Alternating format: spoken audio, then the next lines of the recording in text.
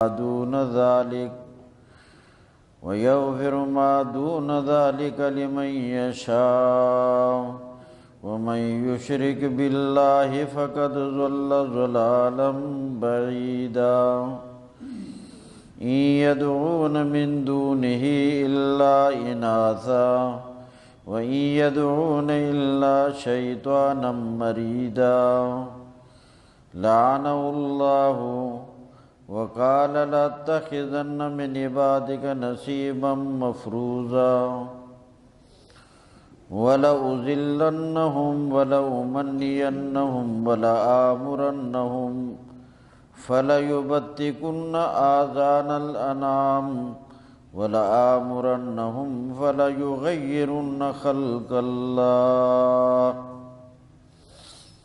ومن يتخذ الشيطان وليا من دون الله فقد خسر خسرانا مبينا يعدهم ويمنيهم وما يعدهم الشيطان إلا غرورا أولئك مأواهم جهنم ولا يجدون عنها محيصا والذين آمنوا وعملوا الصالحات سندخلهم جنات تجري من تحتها الأنهار خالدين فيها أبدا وعد الله حقا ومن أصدق من الله قيلا ليس بأمانيكم ولا أماني أهل الكتاب من يعمل سوءا يجز به ولا يجد له من دون الله وليا ولا نصيرا ومن يعمل من الصالحات من ذكر أو أنثى وهو مؤمن فأولئك يدخلون الجنة ولا يظلمون نقيرا ومن أحسن دينا ممن أسلم وجهه لله وهو محسن واتبع ملة إبراهيم حنيفا واتخذ الله إبراهيم خليلا ولله ما في السماوات وما في الأرض وكان الله بكل شيء محيطا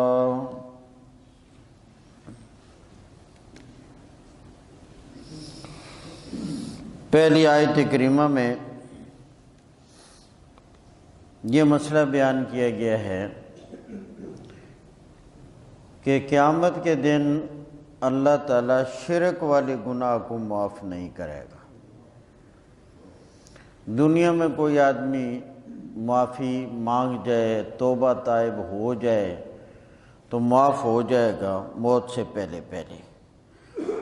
اگر شرک والے عقیدے پر، شرک والے نظریے پر انسان کا خاتمہ ہوا، موت واقع ہو گئی، تو اللہ کریم فرما رہے ہیں کہ میں شرک والے گناہ کو معاف نہیں کروں گا، باقی گناہ جو میں چاہوں گا معاف کر دوں گا۔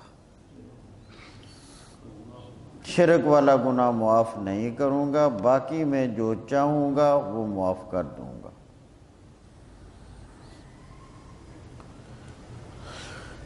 شرک کی بنیادی طور پر 4 قسمیں ہیں۔ ان میں انسان کا عقیدہ بالکل 100% درست ہونا چاہیے، عقیدے میں ذرا خرابی نہ ہو۔ نمبر 1، شرک فعل علم، یعنی علم میں کسی کو اللہ کے ساتھ شریک مان لینا۔ اللہ تعالیٰ عالم الغیب والشہادہ ہے، وہ تمام انسانوں، تمام جنات، تمام ملائکہ، تمام مخلوقات کا ذرے ذرے کا علم رکھتا ہے، آسمانوں کا، آسمانوں کے ماوراء کا، زمین کا، زمین کے اندر کی تاریکیوں کا، گہرائیوں کا، اللہ کریم ذرے ذرے کا علم رکھتا ہے۔ بلکہ اللہ کریم پہاڑوں کے اندر بھی چیز ہوتی ہے، اس کا علم بھی میرا اللہ جانتا ہے، رکھتا ہے، اللہ کو علم ہے۔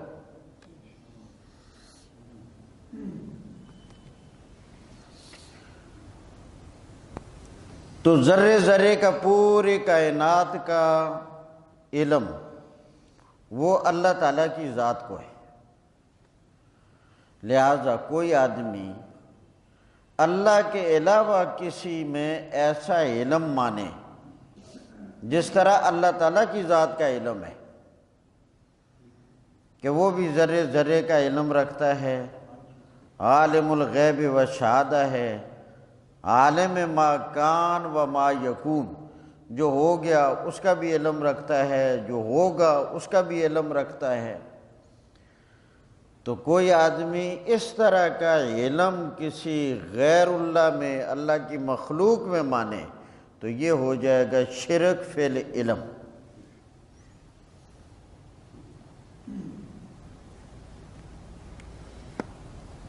اس لیے اللہ کے سوا کوئی معبود نہیں ہو سکتا، کیونکہ اللہ کے سوا کوئی کسی کے حالات کو نہیں جانتا۔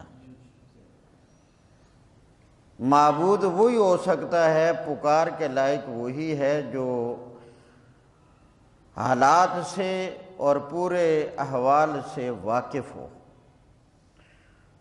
تو گویا جس طرح کا علم خالق کائنات کو، اللہ کی ذات کو ہے، اس طرح کا علم کسی اور کو نہیں، اس طرح کا علم کسی اور میں ماننا، یہ عقیدہ رکھنا، یہ ذہن رکھنا، یہ ہے شرک فی العلم۔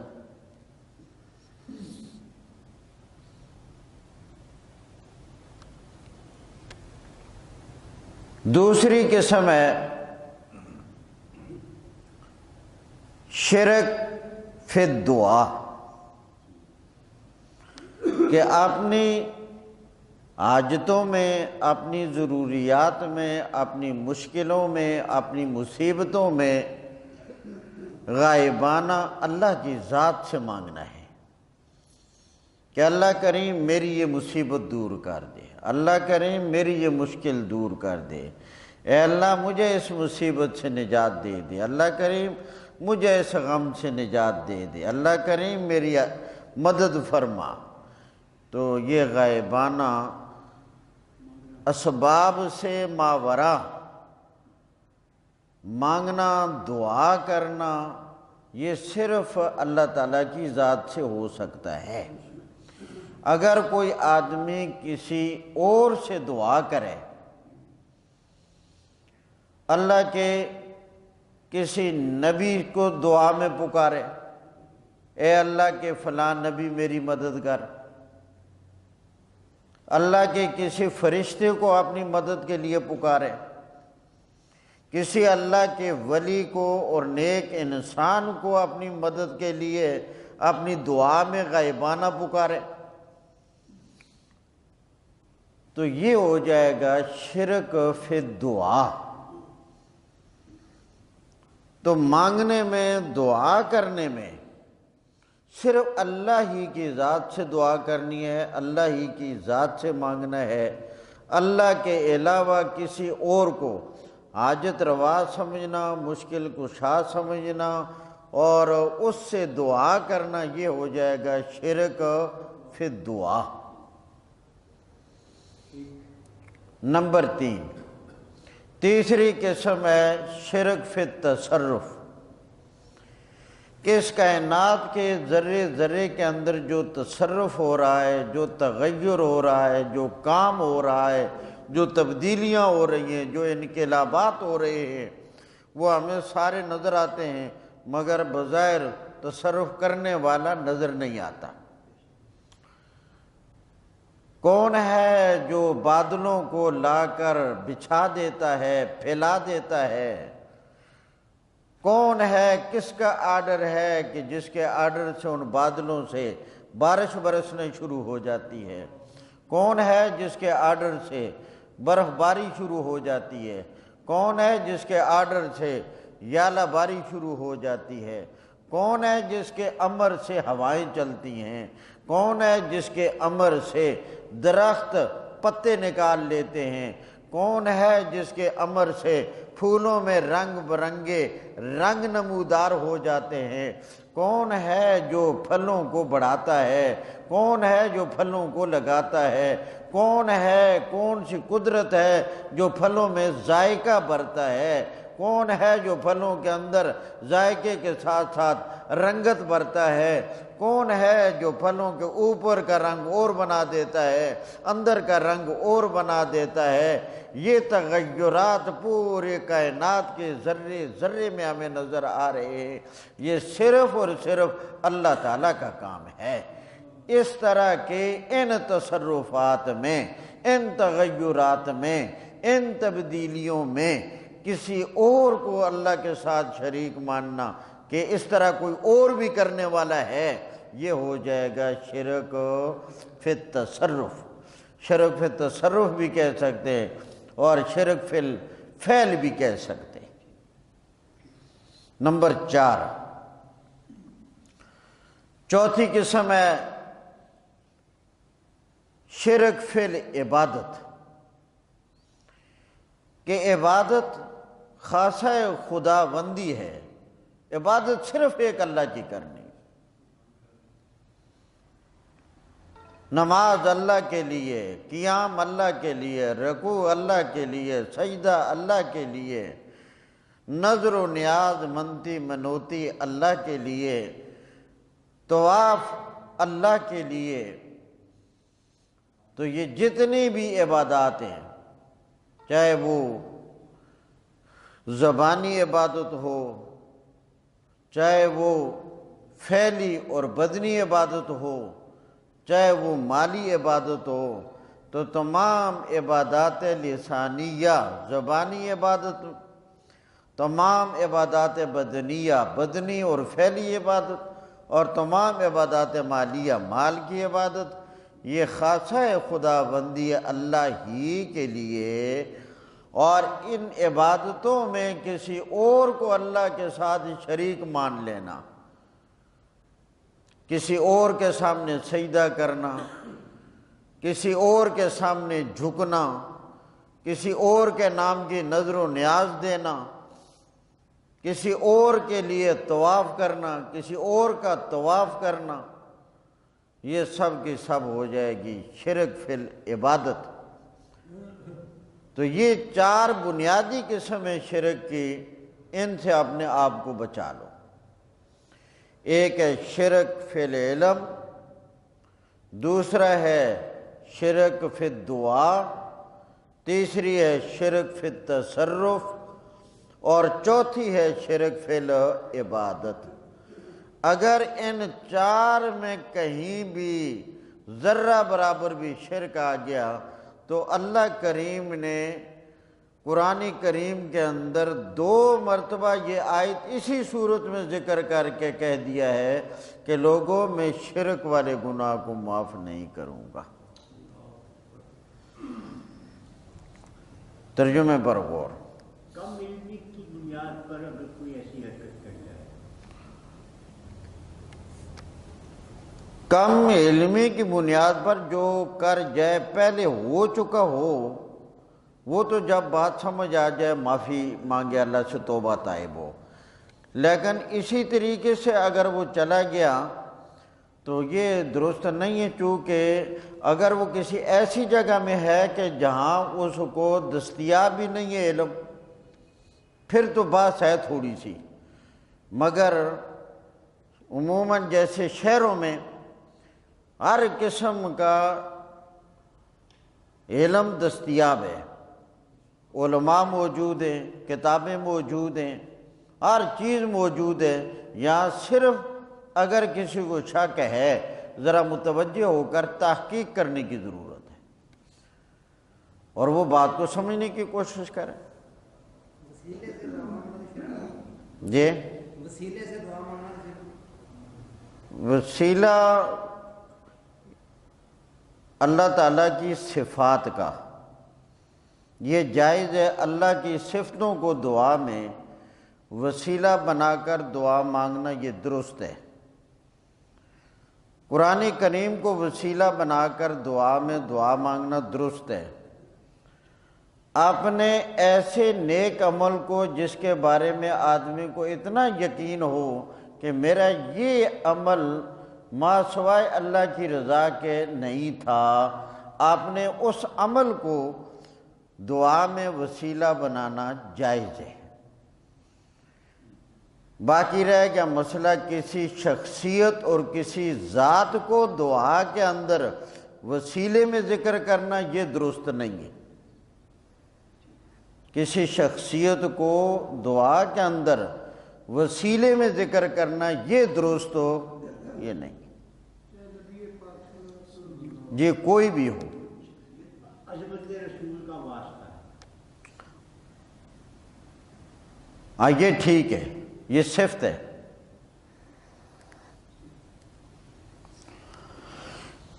ان اللہ لا یغفر، بے شک اللہ لا یغفر نہیں معاف کرے گا، بے شک اللہ نہیں معاف کرے گا، ان یشرک بہ، کہ اللہ کے ساتھ کسی کو شریک کیا جائے، وَيَغْفِرُ مَا دُونَ ذَلِكَ لِمَن يَشَاءُ، اور معاف کر دے گا شرک کے علاوہ جس کے لیے جو چاہے،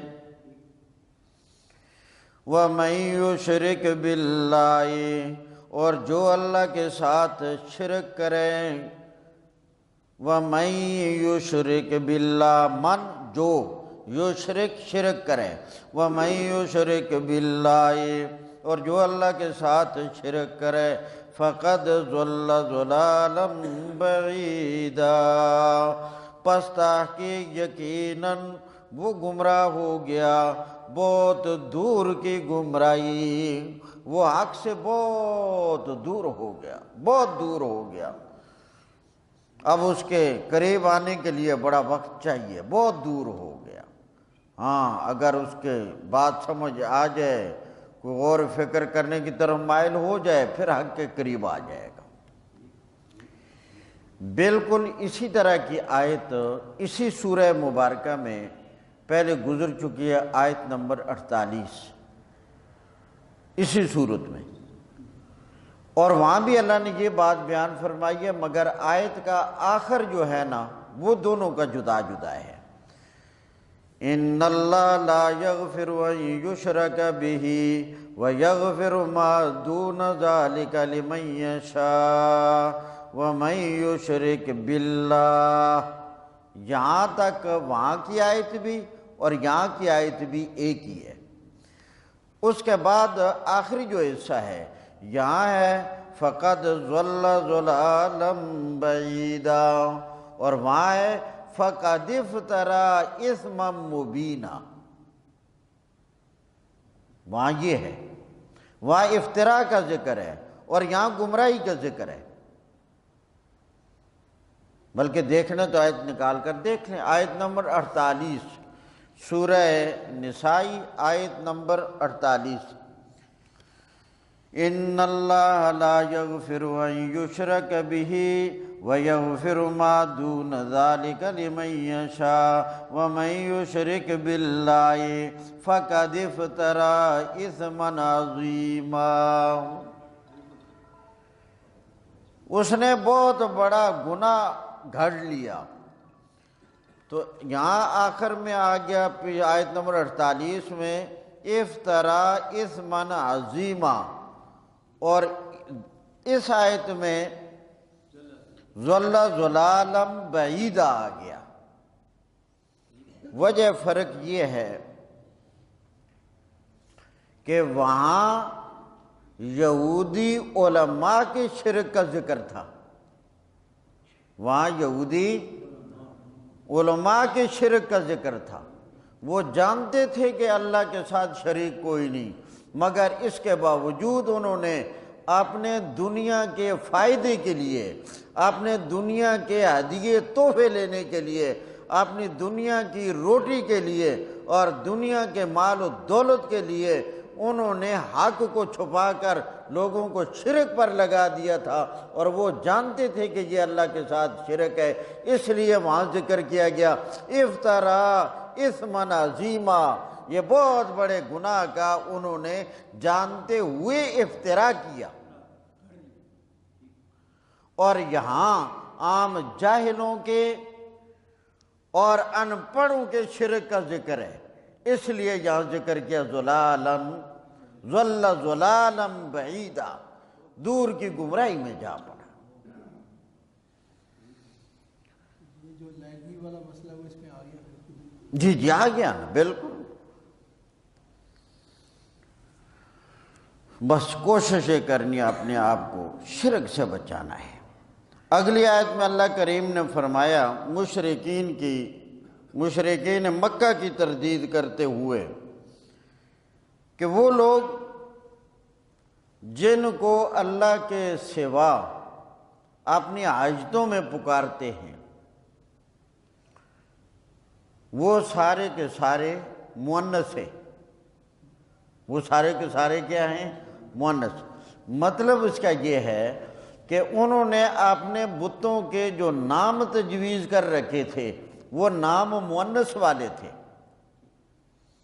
جیسے لات، یہ انہوں نے اللہ سے نکالا اور لات بنا دیا۔ عزا مؤنث ہے، اس کو عزیز سے نکالا اور عزا بنا دیا۔ منات منان سے نکالا اور اسے منات بنا دیا۔ تو یہ لوگ مؤنث نام رکھ کر ان کو پکارتے ہیں اپنی حاجتوں میں۔ اور یہ بھی یاد رکھنا کہ مشرکین مکہ ان بتوں کو بذات خود دینے والا، بذات خود حاجت روا، مشکل کشا نہیں سمجھتے تھے۔ وہ ان کو پکارتے تھے شرک کرتے ہوئے بایمانہ، کہ ان کو پکارتے تھے کہ آپ ہمارے کام اللہ سے کروا دیں۔ وہ یہ کہتے تھے یہ ہمارے کام اللہ سے کروا دیتے ہیں، باقی وہ اللہ ہی کو معبود سمجھتے تھے۔ مگر یہاں آ کر پھر ان کا شرک ہو گیا، چونکہ اللہ کے وجود کے وہ منکر نہیں تھے۔ رسول کریم صلی اللہ علیہ وسلم کے والد ماجد کا نام کیا تھا؟ تو اللہ کو مانتے تھے تبھی بیٹوں کا نام عبداللہ رکھتے تھے، اور خانہ کعبہ کو بیت اللہ کہتے تھے۔ اللہ کو مانتے تھے تبھی اس کو بیت اللہ کہتے تھے۔ اور قرآن بھرا پڑا ہے کہ آپ ان سے پوچھیں امن خلق السماوات والارض، آسمانوں کو کس نے پیدا کیا، زمینوں کو کس نے پیدا کیا؟ فَسَيَقُولُونَ اللَّهُ، کہہ دیں گے اللہ نے پیدا کیا۔ أَمَّن يَمْلِكُ السَّمْعَ وَالْأَبْصَارَ وَالْأَفْئِدَةَ، ان سے ذرا پوچھئے تمہاری آنکھوں کے اندر بصارت پیدا کرنے کا مالک کون ہے؟ تمہارے کانوں کے اندر سننے کی قوت کو پیدا کرنے والا کون ہے؟ تمہارے دلوں کو اور دلوں کے اندر سوجھ بوجھ تفکر کی طاقت کو پیدا کرنے والا کون ہے؟ تو کہہ دیں گے فَسَيَقُولُونَ اللَّهُ، یہ کام بھی اللہ کرنے والا ہے۔ مَن يُخْرِجُ الْحَيَّ مِنَ الْمَيِّتِ وَمَن يُخْرِجُ الْمَيِّتَ مِنَ الْحَيِّ، آپ ان سے پوچھئے زندہ سے مردہ کو، مردہ سے زندہ کو نکالنے والا کون ہے؟ فَسَيَقُولُونَ اللَّهُ، کہہ دیں گے یہ کام بھی اللہ ہی کرنے والا ہے۔ اور جب یہ نظر و نیاز دیں گے تو اللہ کے نام کی بھی دیں گے، هَذَا لِلَّهِ بِزَعْمِهِمْ وَهَذَا لِشُرَكَائِنَا، اللہ کے نام کی نظر و نیاز بھی دیتے تھے، اور حج عمرہ بھی کرتے تھے، تلبیہ بھی پڑھتے تھے، لبیک اللہم لبیک، یہ صدائیں بھی لگاتے تھے. تو اللہ کے وجود کے منکر نہیں تھے. خرابی آ کر پیدا ہوئی تھی، وہ شرک میں لگ گئے تھے. تو جن بتوں کو یہ پکارتے تھے، ان کے نام کی نظر و نیاز دیتے تھے، وہ بایمانہ کہ ان بتوں کے بارے میں ان کا عقیدہ یہ تھا کہ یہ ہمارے کام اللہ سے کروا دیتے ہیں.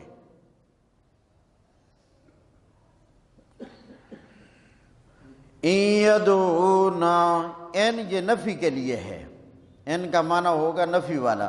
یدعونا، نہیں پکارتے یہ لوگ، من دونہ، اللہ کے سوا، الا اناثا، مگر مؤنث کو. لات کو پکارتے ہیں، یہ بھی مؤنث ہے. عزا کو پکارتے ہیں، یہ بھی مؤنث ہے. منات کو پکارتے ہیں، یہ بھی مؤنث ہے. وَإِن يَدْعُونَ إِلَّا شَيْطَانًا مَرِيدًا، یہاں بھی ان نفی کے لیے ہے. اور نہیں پکارتے وہ مگر شیطان سرکش کو، مگر مریدہ. مرید میم کی زبر کے ساتھ اس کا معنی ہے سرکش، شرارتی. تو یہ لوگ شیطان کو پکارتے ہیں، شیطان کو بایمانہ پکارتے ہیں کہ یہ لوگ جو شرک والے کاموں میں لگے ہوئے ہیں، شیطان کے بہکاوے کی وجہ سے لگے ہوئے ہیں. شیطان نے ان کو ادھر لگایا ہوا ہے. لعن اللہ، اللہ کریم کی لعنت ہو گئی ہے شیطان پر.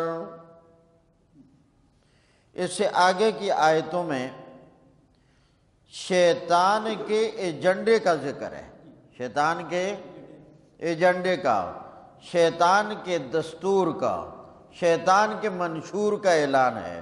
وہ کہتا ہے میں کیا کرتا ہوں اور میں کیا کروں گا. وَقَالَ، اور شیطان کہتا ہے، لَأَتَّخِذَنَّ مِنْ عِبَادِكَ، البتہ ضرور بے ضرور میں بنا لوں گا تیرے بندوں میں سے. اتخذن، ضرور بے ضرور بنانا، قبضہ کرنا، لے لینا اپنے اختیار میں، کنٹرول میں. میں نے عبادک، تیرے بندوں میں سے، نصیبا مفروضا، ایک مقرر حصہ. نصیب حصہ، مفروض مقرر. معنی یہ ہے کہ شیطان نے کہا ہے اللہ کریم تو مجھے ڈھیل دے دے، تو مجھے مہلت دے دے، میں انسان کی وجہ سے لعنت کے قید خانہ میں گرفتار ہو گیا. میں سے انسان کی وجہ سے رجیم ہو گیا، مردود ہو گیا، لعین ہو گیا، میرا ستیہ ناس ہو گیا، میں تباہ و برباد ہو گیا. تو شیطان کی اس وجہ سے انسان کے ساتھ عداوت، دشمنی، کدورت، نفرت پیدا ہو گئی. تو کہا میں بھی سب ہی کو اپنے راہ پہ تو نہیں لگا سکتا، مگر ایک حصہ ضرور میں بھی اپنے ساتھ ان کو گمراہ کروں گا، کیونکہ ان کی وجہ سے میں تباہ و برباد ہوا. اس وقت سے انسان کے ساتھ اس کی دشمنی پیدا ہوئی. وقال، اور شیطان کہتا ہے، لَأَتَّخِذَنَّ، البتہ ضرور بے ضرور میں بنا لوں گا، میں نے عبادک، تیرے بندوں میں سے، نصیبا مفروضا، ایک حصہ مقرر کیا ہوا، ایک مقرر حصہ میں اپنی پارٹی میں بھی شامل کروں گا. ایک تو یہ میں ان کو اپنا بناؤں گا، کوشش کروں گا. دوسری شک، وَلَأُضِلَّنَّهُمْ، اور البتہ ضرور بے ضرور میں انہیں گمراہی پہ لگاؤں گا، میں یہ کام بھی کروں گا، گمراہی پہ لگاؤں گا۔ نمبر 3، وَلَأُمَنِّيَنَّهُمْ، اور البتہ ضرور بے ضرور میں انہیں لمبی لمبی امیدیں دلاؤں گا، لمبی لمبی امیدوں میں لگا کر تو میں ان کو حق کے قریب آنے سے اور نیک اعمال سے کیا کروں گا؟ پیچھے دور ہٹا کر رکھوں گا۔ جیسے کئی لوگوں کے ذہن میں یہ خیال ہوتا ہے ابھی جوانی ہے، ابھی جو کچھ کرنا ہے کر لو، ذرا ٹھہر کر جب بزرگ ہو جائیں گے، بوڑھے ہو جائیں گے تو پھر توبہ طائب ہو جائیں گے، ابھی کر لیں کچھ، اور جب ذرا بوڑھے ہوں گے پھر نمازیں بھی پڑھیں گے، پھر تلاوتیں بھی کریں گے، پھر ذکر و اذکار بھی کریں گے۔ تو اس وقت کی تلاوتیں، اس وقت کا ذکر، اس وقت کی عبادت کیا گارنٹی ہے کہ ملے گا؟ مگر شیطان یہ امیدیں دلاتا ہے ابھی کرتے رہو کچھ، بہت کچھ ہے، آگے جا کر کر لینا۔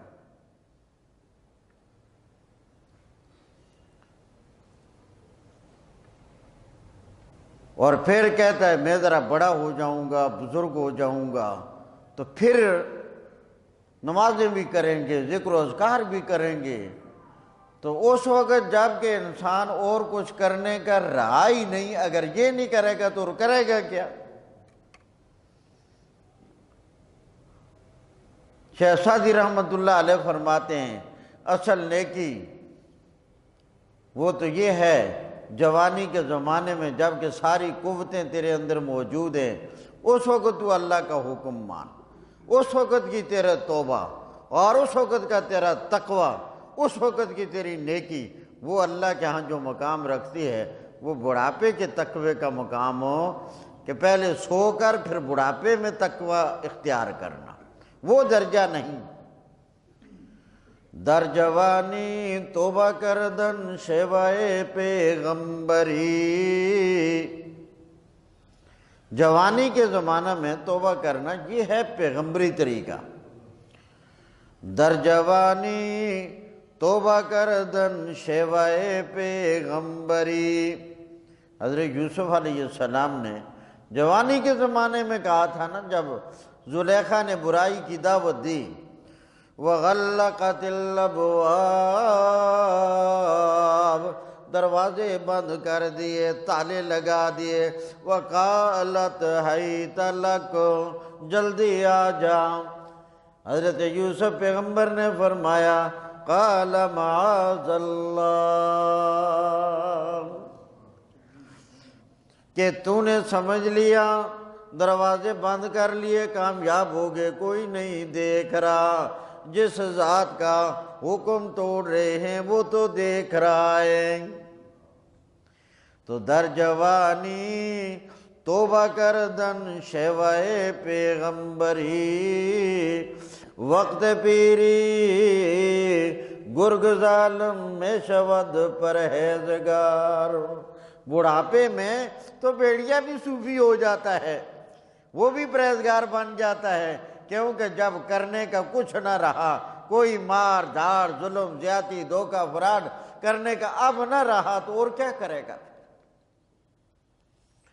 تو شیطان نے کہا میں ان کو امیدیں دلاؤں گا، ابھی بڑا وقت ہے، ابھی لگے رہو۔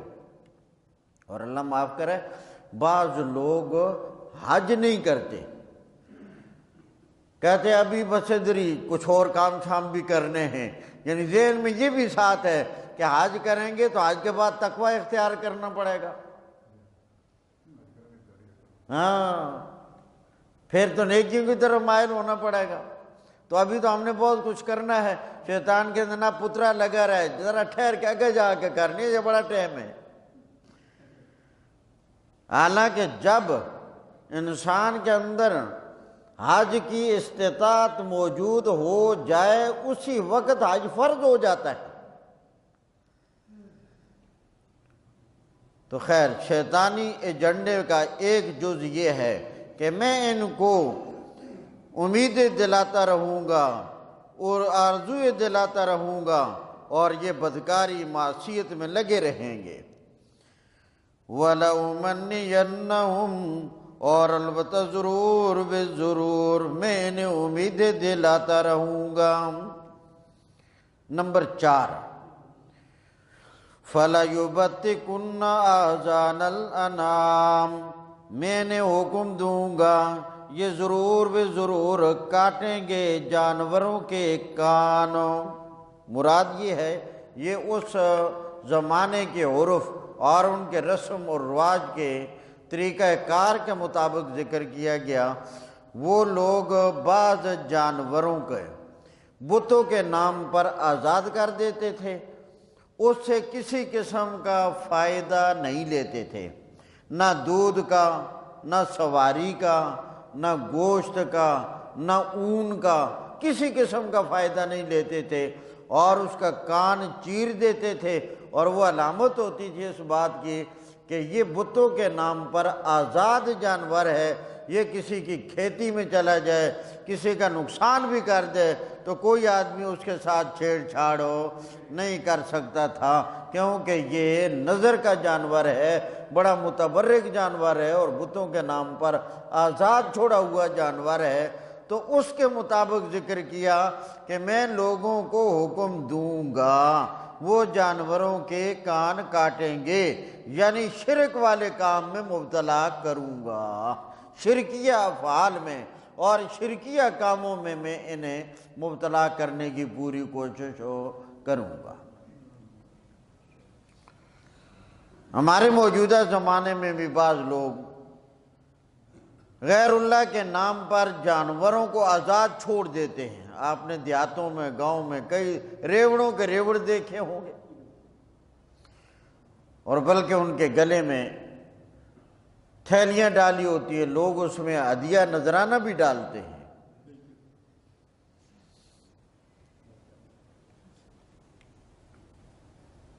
نمبر 6، وَلَآمُرَنَّهُمْ، اور البتہ ضرور بے ضرور میں انہیں حکم دوں گا، فَلَيُغَيِّرُنَّ خَلْقَ اللَّهِ، پس البتہ ضرور بے ضرور وہ اللہ کی پیدائش میں تبدیلی کریں گے، اللہ کی پیدائش میں تبدیلی کریں گے۔ اللہ تبارک و تعالیٰ نے جس شکل اور صورت پر انسان کو پیدا کیا ہے اور انبیاء کرام کے ذریعہ سے اس شکل و صورت کی حفاظت کا ایک نقشہ دیا ہے، اور اس نقشے کے مطابق اگر انسان اپنے جسم کی حیت اور اپنے جسم کی شکل کو رکھے گا تو وہ اللہ تعالیٰ کا حکم کو پورا کرنے والا ہوگا اور رسول اللہ صلی اللہ علیہ وسلم کے طرز پر ہوگا۔ اور جو آدمی اللہ کی اس محبوب شکل و صورت میں جس کو اللہ اپنے نبی کے ذریعہ سے قائم دائم رکھنا چاہتا ہے اس میں جو تبدیلی کرے گا، فرمایا یہ شیطانی عمل ہوگا۔ یہ کس کا عمل ہوگا؟ اللہ تبارک و تعالیٰ نے یہ جسم چھدوا کر اس کے اندر پھول بوٹیاں بنانا یا اور اس طرح کے کوئی نقش و نگار بنانا، اس سے منع کیا ہے۔ نبی کریم علیہ السلام کی بھی زبان مبارک سے اس کے ناجائز ہونے کا اعلان کروا دیا۔ اب جو آدمی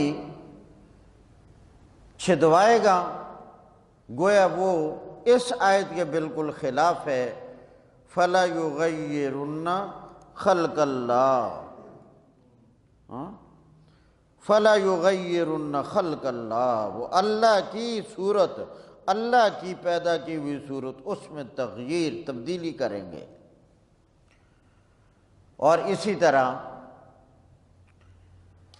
بالوں میں پیوند کاری کروانا یعنی مصنوعی بال لگوانا، اس سے بھی اللہ کے نبی نے منع فرمایا۔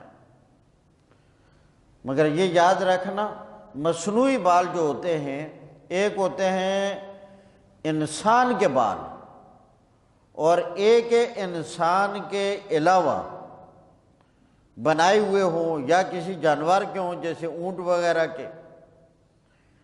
تو یہ جو بالوں کی پیوند کاری کرنے سے منع کیا گیا ہے اور ایسی خاتون پر لعنت کی گئی ہے، یہ اس صورت میں ہے جب کہ وہ انسانی بالوں کی پیوند کاری کروائے۔ اگر اس کے علاوہ اور کوئی مصنوعی بال ہیں یا جانور کے بال ہیں، ان کی پیوند کاری کرنا اس میں شامل ہو نہیں ہے، وہ جائز ہے۔ اسی طرح انتہائی معذرت کے ساتھ کہ اللہ تبارک و تعالیٰ نے عورت کے سر کے بال اور مرد کے چہرہ کی داڑھی، ان دونوں کی حفاظت کا حکم دیا ہے۔ عورت کے لیے سر کی ٹینڈ کروانا حرام، ناجائز، کبیرہ گناہ۔ اسی طرح مرد کے لیے داڑھی کی ٹینڈ کروانا یہ بھی ناجائز، حرام اور کبیرہ گناہ۔ رسول کریم صلی اللہ علیہ وسلم کی جو شکل و صورت تھی، اللہ تعالیٰ نے ہمیں وہ اختیار کرنے کا حکم دیا ہے۔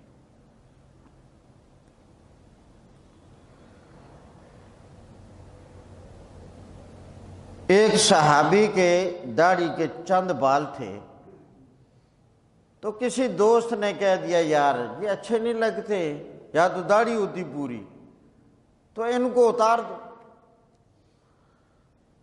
تو اس نے بڑی ناراضگی کا اظہار کرتے ہوئے کہا بڑے افسوس، تم نے تو میرا دل دکھا دیا، تجھے کیا پتہ ہے کہ ان دو چار بالوں کی میرے ہاں کیا قدر ہے، ان کی وجہ سے مجھے اپنے پاک پیغمبر کی 3 سنتوں پر عمل کا موقع مل جاتا ہے۔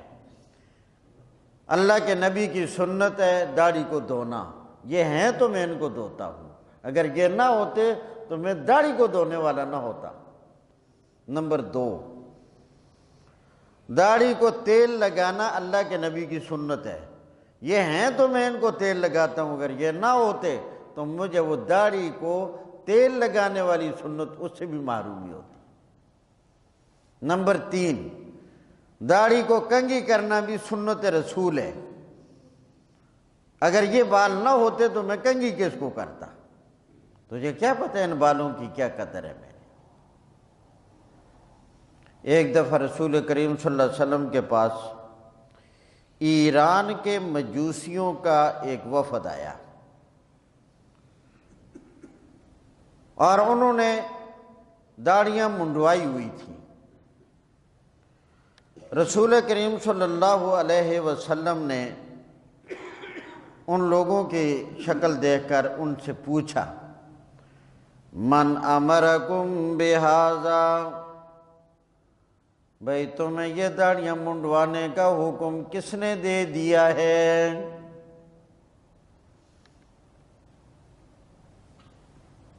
انہوں نے جواب میں کہا امرنا ملوکنا، ہمارے بادشاہوں کا آرڈر ہے، ہمارے بادشاہوں نے حکم دیا ہے کہ داڑیاں نہیں رکھنی، منڈوانا ہے، اس لیے ہم منڈواتے ہیں۔ نبی کریم صلی اللہ علیہ وسلم نے اپنے دائیں ہاتھ مبارک سے اپنی داڑھی کو پکڑ کر فرمایا امرنی ربی بہذا، امرنی ربی بہذا، امرنی ربی بہذا، اگر تمہیں تمہارے بادشاہوں نے یہ حکم دیا ہے تو میرے خالق نے، میرے مالک نے، میرے پالنے والے نے مجھے اس طرح داڑھی رکھنے کا حکم دیا ہے، مجھے اس طرح رکھنے کا حکم دیا ہے۔ اور پھر اس سے اگلا جملہ انتہائی جھنجھاڑ دینے والا، ہلا دینے والا ہے، بڑا سوچ پر مجبور کرنے والا ہے کہ نبی کریم علیہ السلام نے، وہ ایران سے گئے تھے، وفد تھا، کچھ باتیں کرنا چاہتے تھے، نبی کریم صلی اللہ علیہ وسلم نے خلاف معمول صحابہ کرام سے کہا کہ ان کی جو شکل ہے میں اس سے راضی نہیں ہوں، مجھے یہ پسند نہیں، میں بات نہیں کرنا چاہتا، آپ ان سے بات کریں، یہ کیا کہنا چاہتے ہیں۔ اب وہ مجوسی، آپ غور کریں، وہ رسول اللہ صلی اللہ علیہ وسلم کے ماننے والے نہیں تھے، دوسرے لفظوں میں کہہ لو وہ رسول اللہ کے نہیں تھے، اور جو رسول اللہ کا اپنا ہے، اللہ کے پیغمبر کا کلمہ پڑھنے والا ہوگا، اللہ کے نبی کا وفا شعار ہوگا، اللہ کے نبی کو ماننے والا ہوگا، اللہ کے نبی کا قدر کرنے والا ہوگا، تو آپ ایمان سے ذرا سوچیں، اگر بیگانوں کی وہ حالت رسول اللہ کو پسند نہیں آئی تو کیا اگر رسول اللہ کے کسی آپنے کی وہ شکل ہوتی تو اللہ کے نبی پسند کر لیتے؟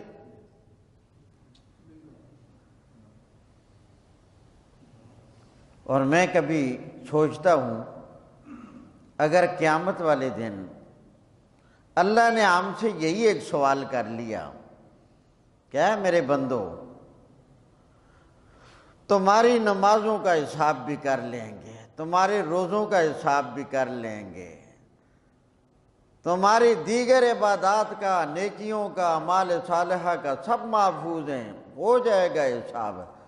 اگر یہ سوال ہو گیا کہ پہلے بتاؤ کہ میرے نبی کی جو شکل و صورت تھی تو آپ کو اس میں کون سا عیب نظر آیا ہے کہ تم نے میرے نبی والی شکل و صورت اختیار نہیں کی، تم غیروں والی شکل و صورت کو اختیار کرتے رہے، غیروں کی شباہت اختیار کرتے رہے، تو میرے نبی کی جو شکل و صورت تھی اور جو میں نے حکم دیا تھا کہ آپ اپنی شکل و صورت اس طرح حفاظت کے ساتھ رکھیں تاکہ آپ کے ماننے والے بھی اسی طرح کی اپنی شکل و صورت بنائیں جس طرح آپ کی ہوگی، تو بتاؤ اس وقت کیا جواب ہوگا اگر اللہ کریم نے یہ سوال کر لیا اور یہ پوچھ لیا۔ تو اس لیے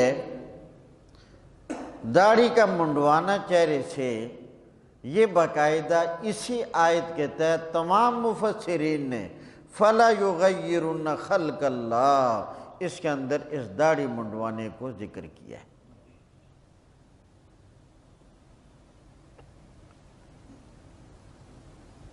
فَلَا يُغَيِّرُنَّ خَلْقَ اللَّهِ، اور یہ عمل سب سے پہلے دنیا میں حضرت آدم علیہ السلام سے لے کر حضرت لوط علیہ السلام تک مسلسل لوگوں کے چہروں پر داڑھی رہی ہے۔ لوط علیہ السلام کے زمانے میں جو ان کی نافرمان قوم تھی، نافرمان جو ماننے والے تھے وہ نافرمان، جو نافرمان قوم تھی لوط علیہ السلام کی، ان کے زمانے میں سب سے پہلے جس طرح انہوں نے وہ ہم جنسی والا جو گناہ تھا سب سے پہلے وہ بھی انہوں نے ایجاد کیا، اور یہ داڑھی منڈوانے والا عمل بھی سب سے پہلے اس دھرتی پر اس نافرمان قوم حضرت لوط علیہ السلام کے زمانے میں انہوں نے کیا تھا۔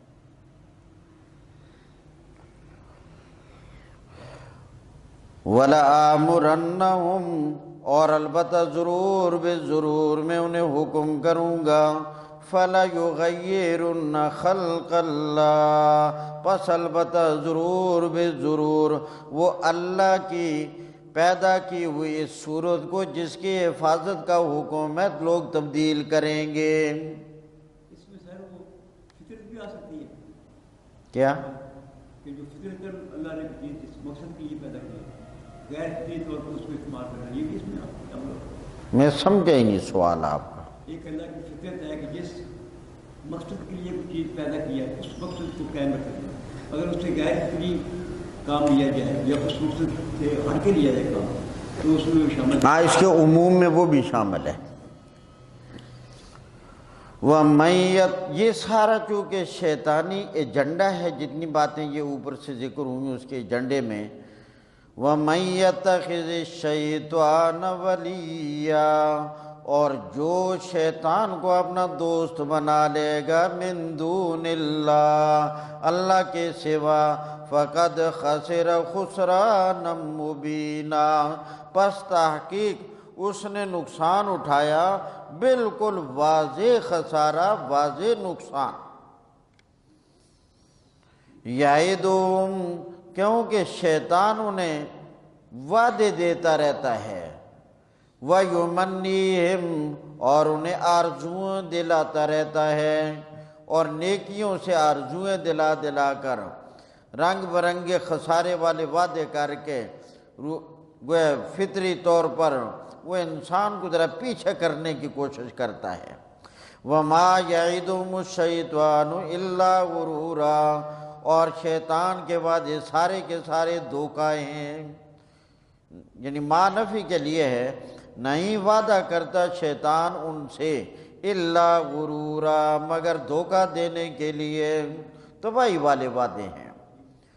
اولئک مأواہم، یہی لوگ ہیں جن کا ٹھکانہ جہنم ہے، ولا یجدون عنہا محیصا، اور یہ لوگ اس سے چھٹکارا نہیں پائیں گے۔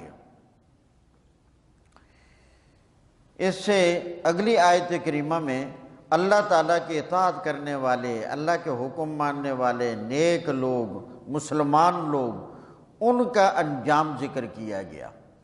والذین آمنوا، جو لوگ ایمان لے آئے، وعملوا الصالحات، اور اچھے اعمال کیے، سندخلہم، عن قریب ہم انہیں داخل کریں گے، جنات، باغات میں، تجری من تحت الانہار، جن کے نیچے سے نہریں جاری ہوں گی، خالدین فیہا، ہمیشہ رہیں گے ان میں، ابدا، یہ مزید اس کی تاکید کہ ہمیشہ ہمیشہ کے لیے وہاں رہیں گے، وہاں سے نکلنا نہیں ہوگا۔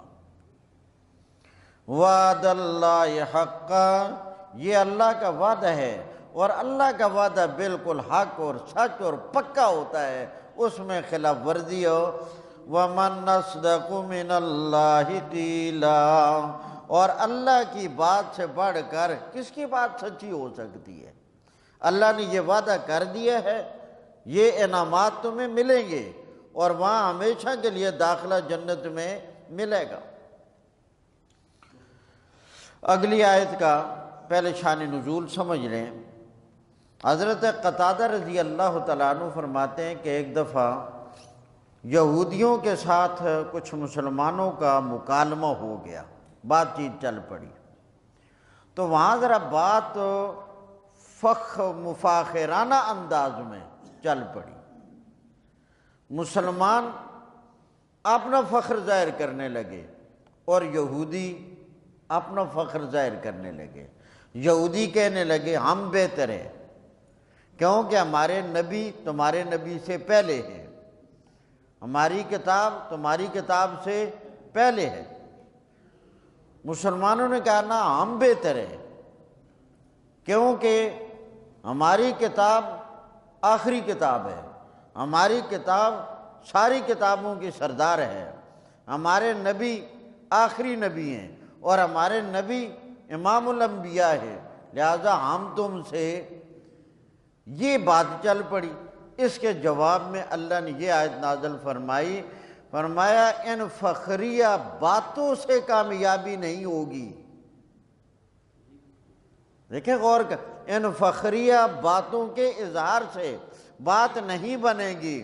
اگر کامیابی ہوگی تو عمل سے ہوگی. اب آپ خود سوچ لیں، ایک آدمی رسول اللہ صلی اللہ علیہ وسلم کی تعریف میں ایسے پل باندھتا ہے کہ تھکتا نہیں، اور لوگ بھی واہ واہ کہتے ہیں، کیا خوب تعریف کی، مگر عمل اس کا اسلام پر نہیں ہے، عمل رسول اللہ والا نہیں ہے. تو کیا خیال ہے، صرف وہ تعریف کر کے اور مفاخرانہ انداز میں گفتگو کر کے عمل بالکل چھوڑ کر یہ کوئی کامیابی کا ذریعہ بن جائے گا؟ اللہ نے فرمایا محض فخریہ باتوں سے بات نہیں بنے گی. اگر کامیابی چاہتے ہو تو عمل کرنا پڑے گا، عمل سے بات بنے گی، صرف باتوں سے نہیں. لیس بامانیکم، کامیابی کا دار و مدار تمہاری آرزوؤں پر نہیں ہے، تمہاری تمناؤں پر نہیں ہے. ولا امانی اہل الکتاب، اور نہیں اہل کتاب کی آرزوؤں پر کامیابی کا دار و مدار ہے. من یعمل سوءا یجز بہ، جس نے ذرہ برابر بھی برائی کا عمل کیا اسے بدلہ دیا جائے گا. من یعمل، من جس نے، یعمل عمل کیا، سوءا یہ نکرہ ذرہ برابر بھی برائی کا، یجز بہ اس کو بدلہ دیا جائے گا. من یعمل سوءا یجز بہ. میں نے بھی آرام سے یہ جملہ پڑھ لیا آیت کریمہ کا، آپ نے بھی آرام سے سن لیا. مگر یہی جملہ جب رسول اللہ کے زمانے میں نازل ہوا، اللہ کے پاک پیغمبر نے پڑھ کر لوگوں کو بتایا کہ اللہ نے یہ فرمایا ہے، تو یقین جانیے صحابہ کرام کی نیند حرام ہو گئی. صحابہ پریشان حال ہو گئے. اور تو اور ہے، ان پریشان ہونے والوں میں سیدنا ابو بکر صدیق بھی تھے.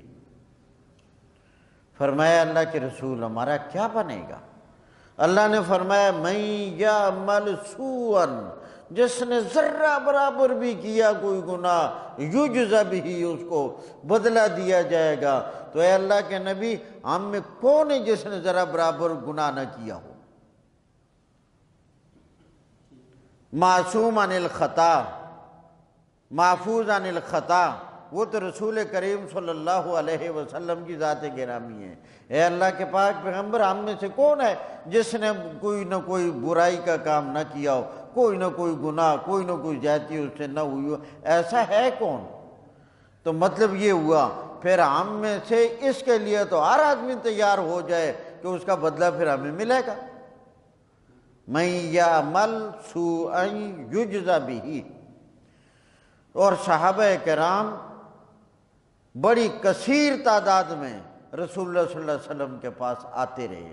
فرمایا یا رسول اللہ، اس آیت نے تو ہماری نیند حرام کر دی ہے، اس آیت نے تو ہمیں ڈرا دیا ہے، ہمارا کیا بنے گا؟ قربان جائیں نبی کریم صلی اللہ علیہ وسلم کی ذات گرامی پر. آپ نے اس جملے کا مطلب سمجھایا.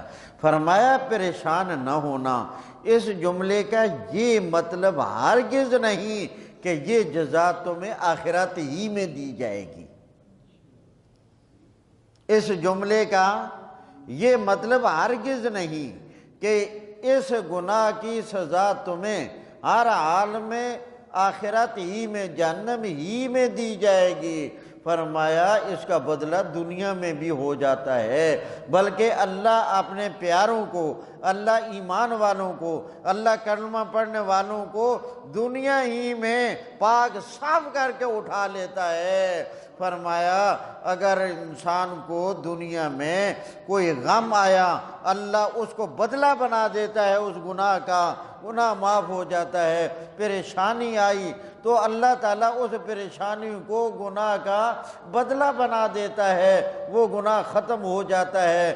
اللہ کے پاک پیغمبر نے مثال دے کر سمجھایا، ایک آدمی راستے پہ چل رہا ہو اور اس کو پاؤں میں کانٹا چبھ گیا، فرمایا اس سے ذرا تکلیف بھی ہوئی، اذیت بھی ہوئی، پریشانی بھی ہوئی، فرمایا وہ دنیاوی اعتبار سے کانٹا چبھنا ہے، مگر در حقیقت میرے اللہ نے من یعمل سوءا یجزا بہ، اس کانٹا چبھنے کو بھی گناہ کے ختم کرنے کے لیے بدلہ بنا دیا ہے۔ اس کا مطلب ہوا جن کو جو تکلیف مصیبت دکھ بیماری آتی ہے مومن ان کے گناہوں کو بالکل معاف، یہ اللہ کفارہ بناتا ہے۔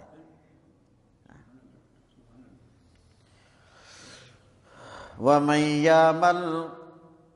يَعْمَلْ جو عمل کرے سوءً گناہ کا یجز بہ، اس کو جزا دی جائے گی۔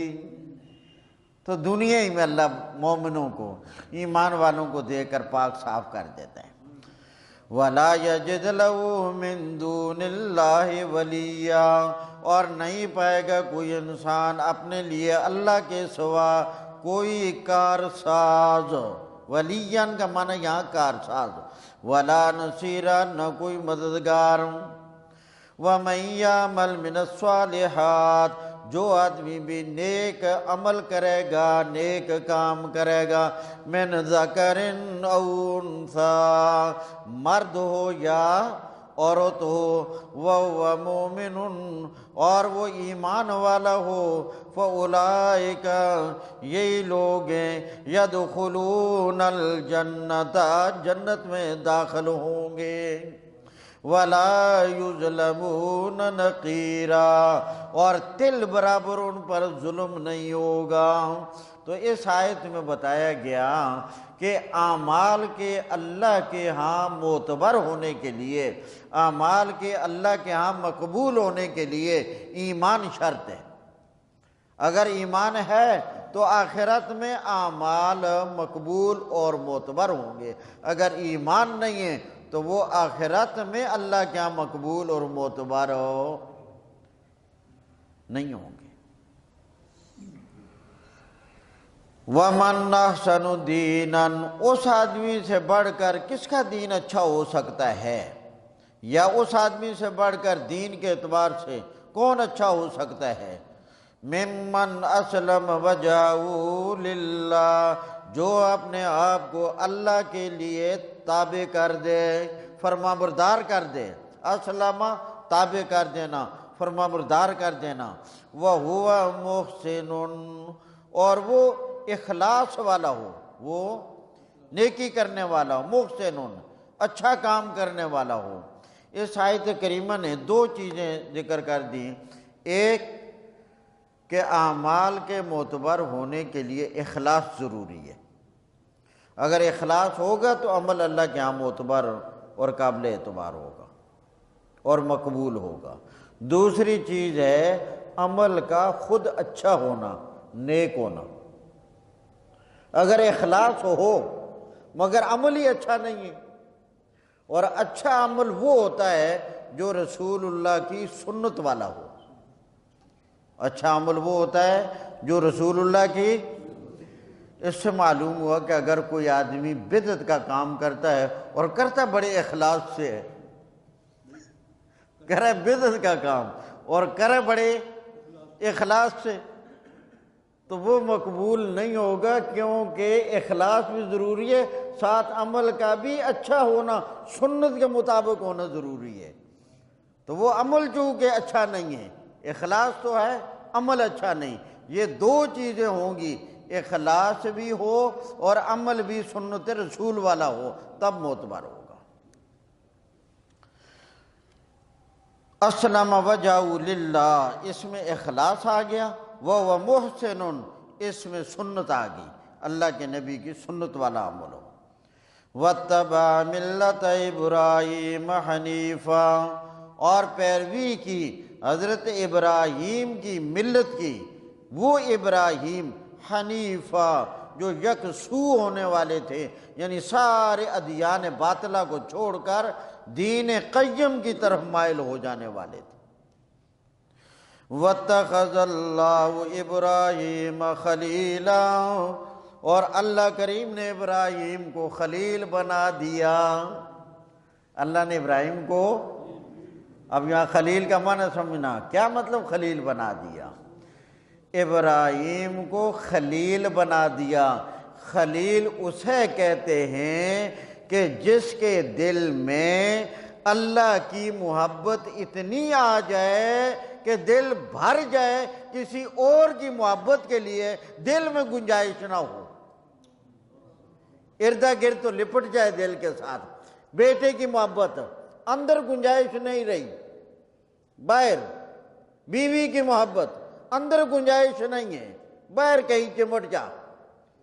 فلاں کی محبت، اندر گنجائش نہیں، پھر اسی کا نتیجہ ہوتا ہے ابراہیم خلیل، بیٹے کو ذبح کر دو۔ ابراہیم خلیل پھر بیوی کو نہیں دیکھتے، ابراہیم خلیل پھر بیٹے کو نہیں دیکھتے، کہتے ہیں اندر جس ذات کی محبت ہے وہاں کسی اور کی محبت کی گنجائش ہے ہی کوئی نہیں، نہ بیوی کی محبت کی گنجائش ہے، نہ اولاد کی محبت کی گنجائش ہے، پھر محبت تو اسی کی چلے گی۔ تو خلیل اس کو کہتے ہیں کہ جس کے دل میں اللہ کریم کی محبت اتنی رچ جائے، بس جائے، بھر جائے کہ اس دل میں، دل کے اندر کسی اور کی محبت کی گنجائش ہی باقی نہ رہے۔ اسی کے ساتھ ایک فکرہ، نبی کریم صلی اللہ علیہ وسلم نے ارشاد فرمایا، اگر میں اللہ کے سوا کسی اور کو خلیل بنانے والا ہوتا تو میں ابو بکر کو خلیل بنا لیتا، مگر میرے دل میں بھی وہ اللہ کی خلت ایسی بھر گئی ہے کہ میرے دل میں اللہ کی محبت کے سوا کسی کی محبت کی دل میں گنجائش نہیں رہی۔ کاش کہ گنجائش ہوتی تو وہ درجہ میں ابو بکر صدیق کو دے دیتا۔ وَاتَّخَذَ اللَّهُ إِبْرَاهِيمَ خَلِيلًا، اللہ نے ابراہیم کو خلیل بنا دیا۔ ورنہ ابراہیم علیہ السلام کے جو امتحانات ہوئے ہیں، آپ ذرا غور کریں انسانی ناطے سے۔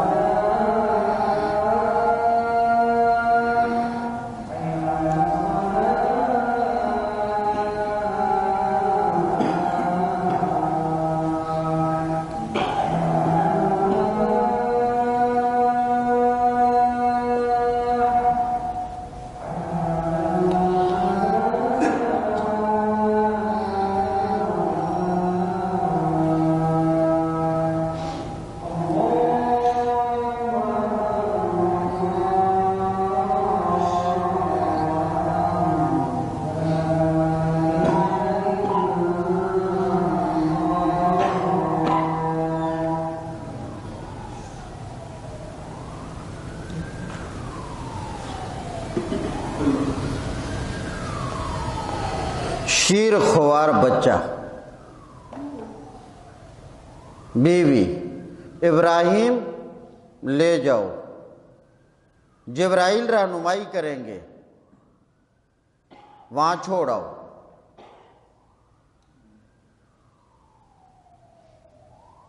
جہاں کی رہنمائی کی گئی، کوئی آبادی نہیں، کوئی گھر نہیں، کوئی انسان نہیں، کوئی پرند نہیں، کوئی پانی نہیں، کوئی مکان نہیں، کوئی ضروریات زندگی نہیں۔ یہ نہیں کہا اللہ کریم کیسے چھوڑ جاؤں، رہیں گے کہاں، کھائیں گے کہاں سے، پئیں گے کہاں سے، ڈریں گے تو نہیں، انسان ہے کوئی نہیں۔ اللہ کریم کیسے چھوڑ دوں، کوئی بستی بتا دے، کوئی شہر بتا دے، سوال ہی نہیں کیا، اس لیے کہ خلیل بنا لیا ہے۔ جب اللہ کی محبت کے سوا کسی کی محبت کی دل میں گنجائش ہی نہیں رہی۔ یہ سوال تو تب ہوتا جب دل کے اندر بیوی کی محبت سما جاتی، اولاد کی محبت سما جاتی، وہ تو اندر تھی نہیں تھی، وہ باہر سے چمٹتی ہوئی تھی۔ انسانی اور بشری تقاضے کے مطابق دل میں تو اللہ کی خلت اور اللہ کی محبت وہ آ چکی تھی، اس لیے سوال کرنے کی اس کو ضرورت پڑتی ہے جس کو خلت کا درجہ نہ ملے۔ یہ میں کریں گے، آپ کر سکتے ہیں، کوئی اور کر سکتا ہے، حضرت ابراہیم خلیل نے یہ سوال نہیں کیا۔ وَاتَّخَذَ اللَّهُ بنا لیا اللہ کریم نے ابراہیم کو خلیل۔ وَلِلَّهِ مَا فِي السَّمَاوَاتِ وَمَا فِي الْأَرْضِ، آسمانوں میں جو کچھ ہے وہ بھی اللہ کی ملکیت میں، زمینوں میں جو کچھ ہے وہ بھی اللہ کی ملکیت میں۔ وَكَانَ اللَّهُ بِكُلِّ شَيْءٍ مُحِيطًا، اللہ کریم ہر چیز کو اپنی قدرت اور اپنے علم کے احاطے میں لیے ہوئے ہے۔ کوئی چیز اللہ کی قدرت سے بھی باہر نہیں اور اللہ کے علم سے بھی باہر نہیں۔ اللہ میں سمجھ نصیب۔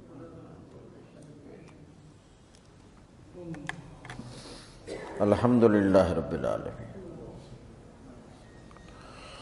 اللہم احسن عاقبتنا فی الامور کلہا واجرنا من خزی الدنیا وعذاب الآخرہ۔ اللہم انا نسألک العفو والعافیت والمعافاة الدائمة فی الدنیا والآخرہ برحمتک یا ارحم الراحمین۔